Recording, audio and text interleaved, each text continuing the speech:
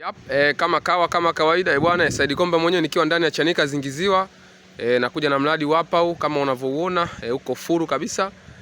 Na gari unakuja mpaka hapa site, umeona wengine wamejenga frame zao. Yaani mradi upo katikati ya mji.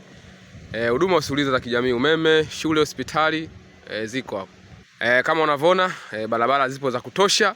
Bwana hapo unajipata kwa shilingi milioni mbili. Umeona mji wapo, watu wametoa vitu vyao, maisha yanaendelea. Kwa hiyo hakuna sehemu polini hapo. Hiyo ni Chanika Zingiziwa. Bwana ukitokea Tabata Chang'ombe mpaka Zingiziwa unafika, au ukitokea Gongo la Mboto mpaka Zingiziwa unafika. Milioni mbili. Kama unavyoona jamani, yani huko tambalale, huko tambalale kabisa, yani hakuna mibonde wala milima. Umeona sio kama Mbezi, yani hapa ni tambalale tu. Milioni mbili. Bwana unajipatia kwa milioni mbili.